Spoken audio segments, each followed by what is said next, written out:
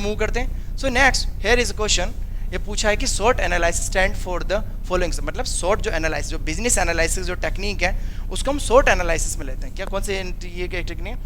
SS aspect of business, short analysis for the SS aspects of business. इसमें हम find out करने की कोशिश करेंगे कि आपके बिजनेस की क्या क्या वीकनेस है और क्या क्या स्ट्रेंथ है। इसको हम ऐसे भी डिवाइड कर सकते हैं, मैंने ऐसे बनाया, ऐसे किया और मैंने यहाँ पे लिख दिया स्ट्रेंथ, यहाँ पे लिखा मैंने पॉजिटिव लिख दिया, यहाँ पे नेगेटिव लिख दिया, मतलब पॉजिटिव पॉइंट होगा नेगेटिव पॉइंट। यहाँ पे 4 भागों में डिवाइड कर दिया, तो एस से बन गया आपका स्ट्रेंथ, ठीक है। उसके बाद में डब्ल्यू यहाँ पे वीकनेस माइनस में आता है, तो यहाँ पे लिख दिया मैंने वीकनेस। उसके बाद में बात करूं opportunity is a positive point, तो सी में मैंने लिखा अपॉर्चुनिटी, तो ये आपका पॉजिटिव पॉइंट है। और टी यहाँ पे टाइम से नहीं होगा, टी होता है थ्रेट, मतलब क्या क्या दिक्कत वहां पे हो सकती है। तो टी टाइम नहीं होता, थ्रेट होता है, याद रखिएगा। तो यहाँ पे डी सही जवाब होगा। ये जो शॉर्ट एनालिसिस है किसी भी बिजनेस मॉडल के एस्पेक्ट्स को पता करने के लिए, फाइंड आउट करने के लिए होता है।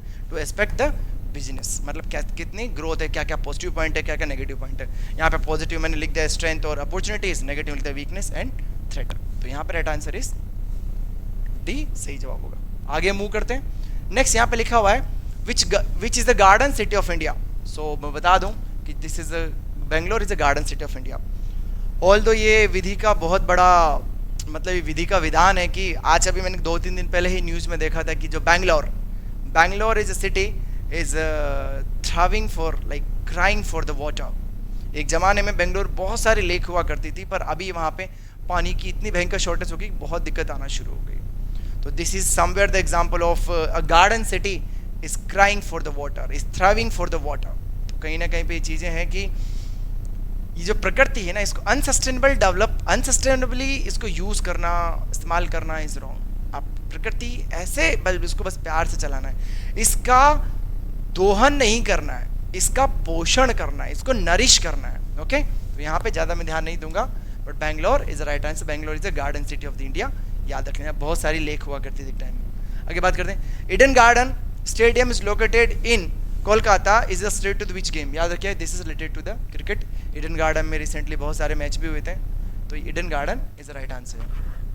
Moving to the next question है which are the air quality index include except, मतलब एयर क्वालिटी इंडेक्स में क्या क्या चीज़ें नहीं आती है, यहाँ पे पूछा गया है। तो मैं आपको बता दूं एयर क्वालिटी इंडेक्स में थोड़ी सी बात कर लेते हैं, एक छोटा सा आइडिया ले लेते हैं। एयर क्वालिटी इंडेक्स की हम बात करते हैं। पहली बात तो ये कि जो एयर क्वालिटी इंडेक्स है ये आपका सेंट्रल पॉल्यूशन कंट्रोल बोर्ड है, वो जारी करता है। सेंट्रल कंट्रोल बोर्ड इसको जारी करता है। दूसरी बात, जो सेंट्रल पॉल्यूशन कंट्रोल बोर्ड है ये एक बॉडी है जो कि किसके अंडर काम करती है? Ministry of forest, ministry of Environment, Forest and Climate change. ठीक है, जो आपका ministry of forest ministry of Environment, Forest and Climate Change के अंडर एक बॉडी है, काम करती है। ये एयर क्वालिटी इंडेक्स देती है, ये एयर क्वालिटी इंडेक्स प्रोवाइड करती है। अब एयर क्वालिटी इंडेक्स में आपका PM10 आता है, पार्टिकुलेट मैटर 10, पार्टिकुलेट मैटर 2.5 आता है, ये 2.5 है। ठीक है, पार्टिकुलेट मैटर 2.5, सल्फर डाइऑक्साइड आएगा। ठीक है, कार्बन डाइऑक्साइड नहीं आता, इसमें कार्बन मोनोऑक्साइड आता है। तो यहाँ पे डी आंसर है। इसमें बाकी इसमें लेड आ गया, ठीक है, अमोनिया आ गया, ये सारी चीज़ें इसमें आती है, आपको ध्यान रखनी है। ठीक है, अगर हम कुछ और चीज़ों की बात करें, आपको बता दूं पार्टिकल में 2.5, sulphur dioxide, nitrogen oxide, lead और ammonia all are the part of it. ध्यान रखना है, एयर क्वालिटी इंडेक्स किसी भी सिटी की जो एयर की क्वालिटी है, वहाँ की एयर कितनी दूषित है उस बारे में ये बताती है। ठीक है, फाइन, तो ये ध्यान रखना है, यहाँ पे डी आपका आंसर होगा। इसमें कार्बन मोनोऑक्साइड आता है, कार्बन डाइऑक्साइड इसमें नहीं आता है। सेंट्रल पॉल्यूशन कंट्रोल बोर्ड इसको देता है और Central Pollution Control Board Ministry of Environment, Forest and Climate Change के अंडर आता है, ये आपको ध्यान रखना है। Moving to the next question, यहाँ पे लिखा हुआ है which of the highest dam in India. Highest dam कौन सा है इंडिया में? मैं आपको बता, मतलब हाईएस्ट ऊंचाई वाला, तो आपका टेहरी डैम है। टेहरी उत्तराखंड में है। ठीक है, टेहरी डैम कहाँ है? उत्तराखंड में है। और इस डैम की ऊंचाई तकरीबन 260, जो इसकी दीवार है 260.5 है। ठीक है, मीटर ये ऊपर है। टेहरी डैम उत्तराखंड में आपको ध्यान रखना है, ठीक है, ये चीज़ आपको नॉलेज के लिए ध्यान रखना पड़ेगा। आपका हीराकुंड हो गया, ये ओडिशा है, ठीक है, ये आपका कलैन डैम ये आपका तमिलनाडु है, और जो भाखड़ा नागल है ये पंजाब हिमाचल, पंजाब और हिमाचल में है, ये आपको ध्यान रखना है। यहाँ पे राइट आंसर इस टेहरी डैम हाईएस्ट है, ये बात आपको ध्यान रखनी पड़ेगी। Moving to the next question, यहाँ पे लिखा हुआ है word the highest motorable road, मतलब जहाँ तक रोड बना है और जहाँ तक बाइक्स कार ये सब जा सकती है, वो हाईएस्ट ऊंचाई पे सबसे बड़ा जो मोटरेबल रोड है वो कौन सा है। तो मैं आपको बता दूं, ये आपका अभी पहले ये था बट अभी यस जेपला लद्दाख में है, जो कि हाईएस्ट मोटरेबल रोड है जहाँ तक बाइक जा सकती है, सबसे ज़्यादा ऊंचाई पे है। तो ए इज यहाँ राइट आंसर है, जेपिल्ला इसका राइट आंसर होगा। ओके, ये आपको ध्यान रखना है, जेपिल्ला इज द राइट आंसर। पहले उमिंगला था बट अभी चेंज हो गया है, ठीक है। Okay, I am sorry to say अभी भी इसका आंसर दिस नॉट जेपिला, दिस इज उमिंगला हो गया है, और ये डैमचौक में है, डैमचौक लद्दाख में है, ये आपको ध्यान रखना है। डैमचौक लद्दाख में ये है, पहले जेपीला था बट अभी इन्होंने उमिंगला तक रोड बना दिया है, ठीक है। तो यहाँ पे प्लीज करेक्ट कर लीजिएगा, right answer is C, Umlingla यहाँ पे सही जवाब होगा। चलिए आगे बढ़ते हैं अगले क्वेश्चन की ओर। आपके सामने लिखा हुआ है कि विच ट्रॉफी एसोसिएटेड टू फुटबॉल, हमने थोड़ी देर पहले ही डिस्कस किया था कि कौन सी ट्रॉफी है जो फुटबॉल से रिलेटेड। तो मैं बता दूं, डूरंड कप आपका फुटबॉल से रिलेटेड है, कंफ्यूज नहीं होना है, Durand cup is right answer. चार मीनार ट्रॉफी आपका क्रिकेट से रिलेटेड है, इसमें तो कोई इससे दूर की बात है ही नहीं, रिलायंस कप छोड़ दो।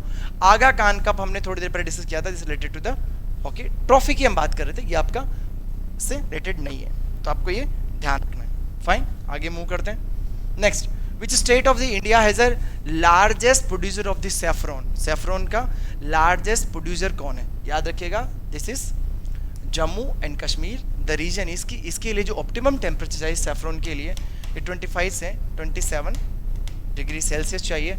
और अगर हम विंटर में बात करें, ठीक है, विंटर में अगर हम बात करते हैं तो इट्स अराउंड -15 से लेके -20 तक टेम्परेचर चाहिए होता है। और this is the best situation, best जो क्लाइमेट है ये आपका जम्मू एंड कश्मीर में प्रेजेंट है। So here right answer is Jammu and Kashmir, याद रखना है। एक और चीज़ मैं आपको क्लियर कर दूं, ठीक है, ये स्टेट नहीं है, सॉरी, ये यूटी है, ठीक है। ये पहले after the revocation of the article 370 this is now UT not the state. Okay, तो ये यूटी है, स्टेट नहीं है। डी यहाँ पे सही जवाब होगा, कंफ्यूज नहीं होना है, आंकड़े क्लियर कर जाना है। Next question is very simple again, the letter email telephone is example of. देखिए, via the letter via the email हम लोग कम्युनिकेट करते हैं, और this is the something which is helping in the communication, ठीक है। तो ये एक प्रकार का मीडिया है, एक मीडिया है जिसके थ्रू हम अपनी इन्फॉर्मेशन पहुंचाते हैं। जैसे कि अगर मैं आपसे अभी बात कर रहा हूँ किरोशा है, तो यहाँ पे जो किरोशा जो एकेडमी का जो ये यूट्यूब का प्लेटफॉर्म है, ये एक चैनल है, क्योंकि इसके माध्यम से हम कम्युनिकेट कर पा रहे हैं। तो यहाँ पे दिस इज चैनल, याद रखिएगा। ईमेल, लेटर, टेलीफोन्स, ये सारा एक चैनल है, न कि message, note feedback, note the received, ठीक है। ये चैनल है, एक मीडिया है जिसके थ्रू हम लोग कम्युनिकेट कर पा रहे हैं। तो ए यहाँ पे सही जवाब होगा। Moving to the next question, यहाँ पे जो नेक्स्ट क्वेश्चन है, maximum level of alcoholism legally allowed for the driving in India. यहाँ पे ये पूछना चाह रहा है कि कितने लेवल ऑफ, कितना एल्कोहल कोई पर्सन को ऑल्दो लेना नहीं चाहिए, पी के तो गाड़ी चलानी नहीं चाहिए, but there is an limit. The limit is कि कितने लेवल के बाद में, मतलब कितना अलाउड है, कितने लेवल तक एल्कोहल अगर आपने ली है तो गाड़ी चलाना अलाउड है, वो है पूछा गया। देखिए, मैं आपको बता दूं कि जो आपका सेंट्रल मोटर व्हीकल एक्ट है, ठीक है, जो सेंट्रल मोटर व्हीकल एक्ट है, ठीक है, ये एक्ट 1988, इसका जो सेक्शन है, सेक्शन 185, वो इस लिमिट के बारे में बात करता है, या जो इसका सेक्शन 185 है उस लिमिट के बारे में बताता है। और उस सेक्शन में क्लियरली लिखा गया है कि पर 300 मिलीग्राम पर डेसीलीटर और 100 ml तक अगर किसी ने पी के रखा है तो वो अलाउड है, और that is the maximum level जो कि इसको अलाउ करता है। उसके लिए इसमें कोई भी पेनाल्टी और कोई भी ऑफेंस नहीं है। इसके बाद में किसी, इससे ज़्यादा किसी ने पी के रखा है और अगर कोई गाड़ी चलाता है तो उसके ऑफेंस में आएगा, और दैट इज हार्मफुल, मतलब that is the punishable offence, ये ध्यान रखना है। तो ए यहाँ पे राइट आंसर रहेगा। सेंटर मोटर व्हीकल एक्ट 1988 इसका सही जवाब है। चलिए moving to the next question. यहाँ पे आपका लिखा हुआ है what is a full form of PDF. ठीक है, पीडीएफ आपने देखा होगा, पीडीएफ में हम लोग फाइल ट्रांसफर करते हैं जो कि नॉन एडिटेबल होती है, जिसमें एडिट नहीं कर सकते हैं या एडिट करना पॉसिबल नहीं है। तो अगर हम बात करें partial data file, portable data format, portable document format और पोर्टेबल डॉक्यूमेंट फाइल, तो याद रखिएगा यहाँ पे this is portable data format. Portable data format हम इसे बोलेंगे, पीडीएफ पोर्टेबल डेटा फॉर्मेट, आपको ध्यान रखना। कुछ और चीज़ हम बात करें, जैसे कि मैं पूछूं जेपीईजी, ठीक है, वो भी एक प्रकार की इमेज फाइल है, तो इसका फुल फॉर्म क्या रहेगा? तो इसका फुल फॉर्म रहेगा जॉइंट फोटोग्राफिक एक्सपर्ट ग्रुप। ठीक है, जॉइंट फोटोग्राफिक एक्सपर्ट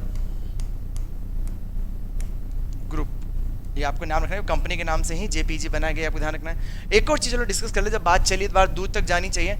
एक आपने सुना होगा जीआईएफ इमेज रहती है ना, जो अपने आप बदलती रहती है। ठीक है, कुछ भी फोटो भेजते हैं, जिसमें आज हम इमोजीज आजकल शेयर करते हैं, जो अपने आप ही बदलती रहती है। तो जीआईएफ जो इमेज है उसका जो फुल फॉर्म होगा वो होता है ग्राफिकल इंटरचेंज फॉर्मेट फाइल, या फाइल बोलो, फॉर्मेट ऑफ फाइल बोलो, आई से बनेगा इंटरचेंज। तो ग्राफिकल इंटरचेंज फॉर्मेट, तो इंटरचेंज यहाँ पे होगा, आपको ये ध्यान रखना है, दिस इज इंटरचेंज, वो उसमें बदलता रहता है। चलिए आगे मूव करते हैं। तो नेक्स्ट क्वेश्चन आपके सामने लिखा हुआ है which of the following is not include in physical quality of life index. मतलब physical quality of life index में क्या इंक्लूड नहीं है। यहाँ पे लिखा हुआ है infant mortality rate, basic literacy rate और life expectancy at the age of 1 और एमएमआर। ये तो दोनों सेम हो ही गया, एज ऑफ 1 तो इन्फेंट ही रहेगा ना, तो ये दोनों तो सेम हो ही गया। देखिए यहाँ पे समझना है, इन्फेंट कब तक रहते हैं? एट द एज ऑफ 1, हम इन्फेंट मानते हैं, तो दोनों सेम हो ही गया है। तो ये भी इंक्लूड होता है, तो ये नहीं आएगा, ये भी इंक्लूड, ये नहीं आएगा। बेसिक लिटरेसी रेट है वो भी इसमें इंक्लूड है, वो भी नहीं आएगा। जो एमएमआर है ये इसमें नहीं, ये मैटरनल मोर्टेलिटी रेट है, ये इसमें नहीं आएगा, ये नहीं होता। लेकिन यहाँ पे लाइफ एक्सपेक्टेंसी रहेगा, मतलब हाई, इसमें बेसिक एजुकेशन, इसमें 3 चीज़ें इसमें होती है, आपको ध्यान रखनी है, बेसिक लिटरेसी, इन्फेंट मोर्टेलिटी और लाइफ एक्सपेक्टेंसी। लाइफ एक्सपेक्टेंसी, ठीक है, तो यहाँ पे 1 हटा दो, लाइफ एक्सपेक्टेंसी, बेसिक लिटरेसी और आईएमआर, ये तीनों इसके फैक्टर में आ जाएंगे। याद रखिएगा, लाइफ एक्सपेक्टेंसी मतलब how many year normal healthy being और normal person is averagely survive, और कितना वो सर्वाइव कर सकता है। एक्सपेक्टेड ईयर ऑफ लाइफ, कितने दिन वो जिंदा रह सकता है, वो लाइफ एक्सपेक्टेंसी में आता है। याद रखिएगा, ये जो सोशल स्टैंडर्ड है वो बताती है किसी भी कंट्री का सोशल स्टैंडर्ड इसके थ्रू पता किया जाता है, आपको ध्यान रखना है। ठीक है, तो इसमें 3 चीज़ें आएगी, infant mortality rate, basic literacy rate और life expectancy, not the age of 1 but life expectancy, तीनों चीज़ें इसमें आती है। तो यहाँ पे आपका सही आंसर अगर हम माने तो यहाँ पे सी आपका सही आंसर होगा, अगर मैं ये एज ऑफ 1 हटा दूँ, नहीं हटाऊँ तो। ओके, आगे मूव करते हैं। तो यहाँ पे लिखा हुआ है there is a number, the next number in the sequence. इस सिक्वेंस में नेक्स्ट नंबर कौन सा होगा? हम जनरल कैलकुलेट करते हैं, 3, 6, 18, 72। अगर हम नोटिस करें तो एक डिफरेंट पैटर्न फॉलो कर रही है। जैसे कि 3 के बाद में 6, 3 × 6, तो इसने क्या किया है, इसको 3 को 2 से गुणा करूं तो 6 आ गया। अब 6 को, अगर यहाँ पे 3 है, अब यहाँ पे 18 है, ठीक है। अब इन दोनों में कुछ डिफरेंस देखने को आ रहा है, आप समझ पा रहे हैं कि इसमें एग्जैक्टली डिफरेंस क्या है। तो 6 के बाद में 18 है, तो 1 3 3 4 6 1 2 3 6 18, तो यहाँ पे इसको 3 का पैटर्न फॉलो कर रहा है, मतलब ये भी बात नहीं बन रही है। और 18 के बाद में 72 लिखा हुआ है, तो क्या 18 के बाद 72 आ रहा है? तो अगर इसने 6 से गुणा किया, अगर 18 को मैं 4 से गुणा करूँ तो क्या आ रहा है? क्या 4 18 72 आ रहा है? तो डेफिनेटली अगर हम कैलकुलेट करेंगे तो हाँ 72 आ रहा है। तो अब अगर मैं 72 के बाद में इसको 5 से गुणा कर दूं तो क्या आंसर आ पाएगा? चलिए ट्राई करते हैं।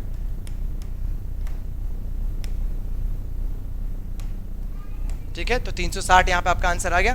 ध्यान से देखो, इन्होंने जो पैटर्न फॉलो किया है वो पैटर्न है वो ऐसे है कि 3 को इन्होंने 2 से गुणा किया, उसके बाद में 6 को इन्होंने 3 से गुणा किया, फिर 18 को 4 से किया, तो 72 को हम 5 से गुणा कर देंगे। मतलब ये जो सीरीज है 2 3 4 5 इस डेफिनेटली फॉलो हो रही है। तो यहाँ पर राइट आंसर इज 360, और यहाँ पे आपको सीरीज फॉलो करना है।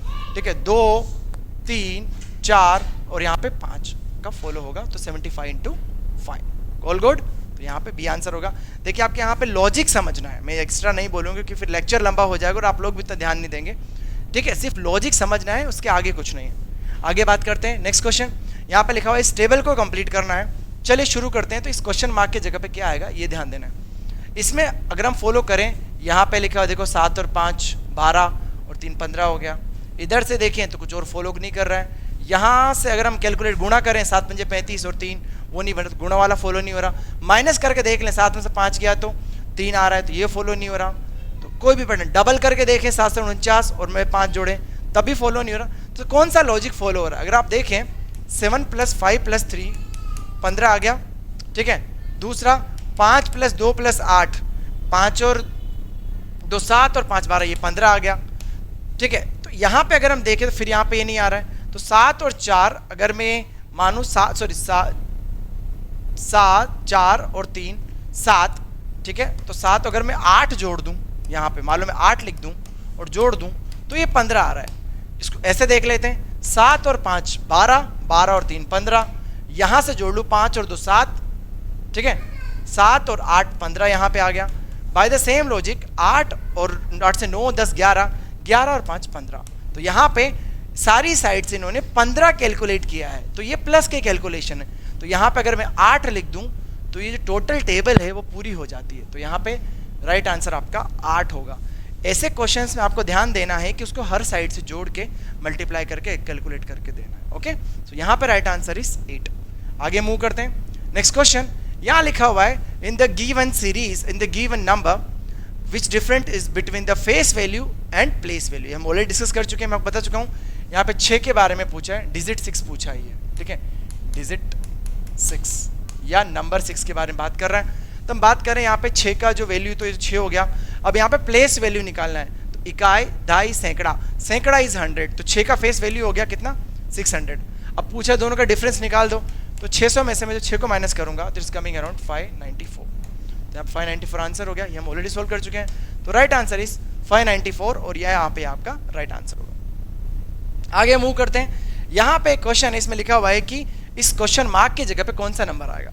चलो हम इसे सोल्व करने की कोशिश करते हैं। अगर हम देखें यहाँ पे 9 और 1 10 और 5 15, 9 और 4 13 और 2 15, यहाँ पे देखें 5 और 3 8, 8 और 7 15। तो बाय द सेम लॉजिक अगर हम देखें यहाँ से इधर से जोड़ते हैं, इसको मैं 2 और 7 लिखा, 7 और 2 9, 9 में मैं कितना जोड़ूं कि 15 आ जाए।